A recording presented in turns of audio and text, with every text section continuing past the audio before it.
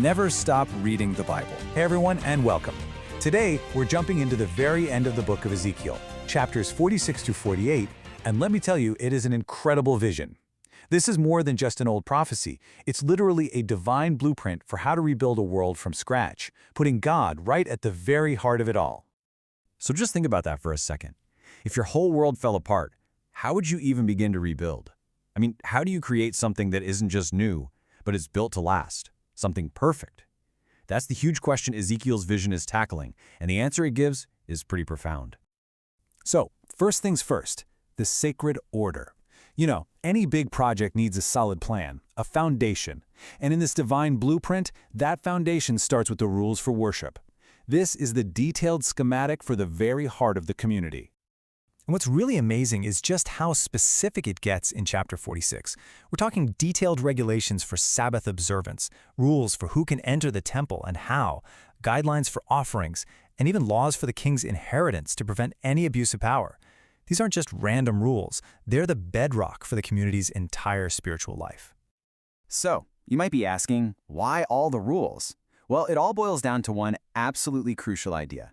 All these guidelines are there to protect the single most important thing, which is that spiritual connection, that communion between God and His people. That connection is the true power source, and these rules are designed to keep it pure and strong. Okay, so once that foundation of worship is laid, something absolutely incredible starts to happen. A new vision unfolds. A vision of a life-giving river that flows directly from that sacred center, bringing restoration and nourishment to the entire world. And the way this river grows is just amazing. It starts as just a tiny trickle flowing from the temple. But as it goes, it gets bigger and bigger. First, it's ankle deep, then it's up to the knees, until finally it becomes this massive, powerful river that's too deep to even cross. It's this beautiful picture of how God's presence and blessing can start small, but grow into an unstoppable force for good. And the effect of this river? It's literally a miracle.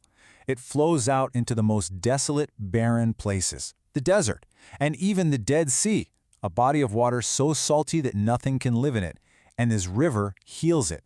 It turns death into life, making everything flourish wherever it touches.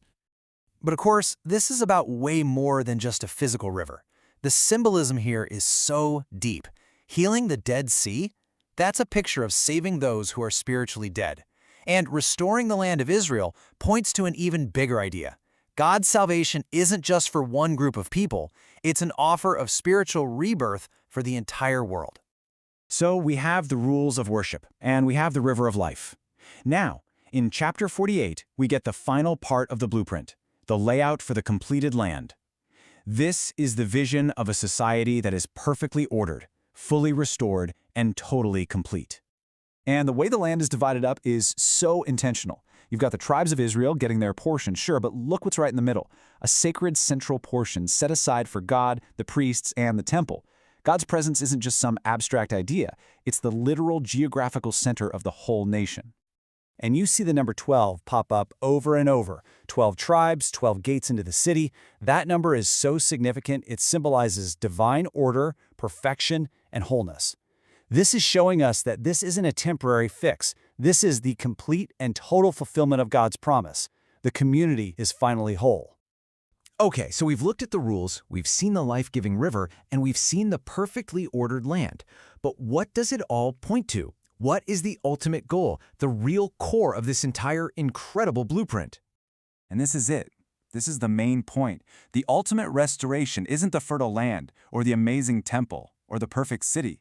The real prize, the true treasure, is the very presence of God Himself, living right in the middle of His people.